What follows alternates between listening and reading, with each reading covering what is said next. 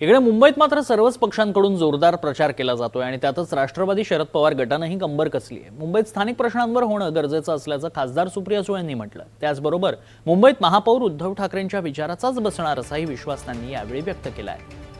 त्यांच्याशी खास संवाद साधला आमच्या प्रतिनिधी जुई जाधव यांनी। महापालिका निवडणुकींसाठी अवघे काही दिवस शिल्लक राहिलेत। मुंबईच्या प्रचाराला सुरुवात झाली आहे। कसं वातावरण दिसतंय?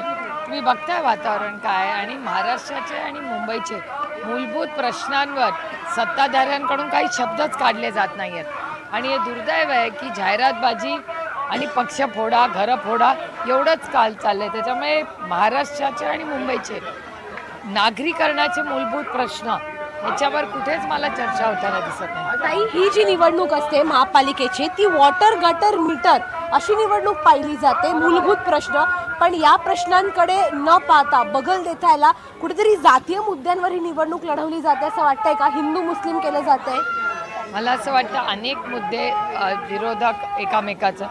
मी तर नवी मुंबईत बघितलं की भारतीय जनता पक्ष आणि शिंदे सेना हे भ्रष्टाचारावर एकामेकात, म्हणजे जे एका ताटात जेवतात रोज मंत्रालयाच्या 6व्या मजल्यावर, कॅबिनेटमध्ये शेजारी बसतात, तेच एकामेकावर टोकाचे भ्रष्टाचाराचे आरोप करतात।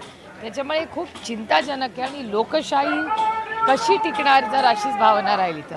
ताई, खरं तर तुम्ही भ्रष्टाचाराचा मुद्दा काढलाय, मात्र ज्या पार्टीवर सतत आरोप केले गेले भाजपकडून त्याच काँग्रेस पक्षासोबत युती जी आहे ती करण्यात आली आहे।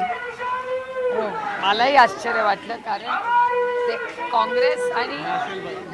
काँग्रेस राष्ट्रवादी काँग्रेस, आपलं काँग्रेस, भारतीय जनता पार्टी आणि MIM यांची युती आघाडी काय तुम्ही म्हणाल असाल ते सगळं बघायला मिळालं। ते ह्या इलेक्शनमध्ये काही समजतच नाही कोण कोणाबरोबर। MIM सोबत देखील युती MIM असेल, BJP, Congress, free for all election चाललंय। ताई, खरं तर राष्ट्रवादी मध्ये मुंबईमध्ये जे काय घडलं, म्हणजे राखी जाधव असतील, इतरही काही नेते असतील, त्याचा काही फरक पडलेला पाहायला मिळतोय का?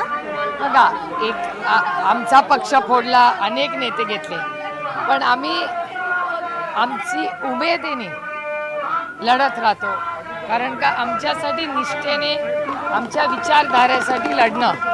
आणि तुम्हाला माहिती आहे की भारतीय जनता पक्ष सातत्याने कुठल्या ना कुठल्या परीने ते स्वतःचे एजन्सीजचा वापर करून लोकांना फोडत असतात।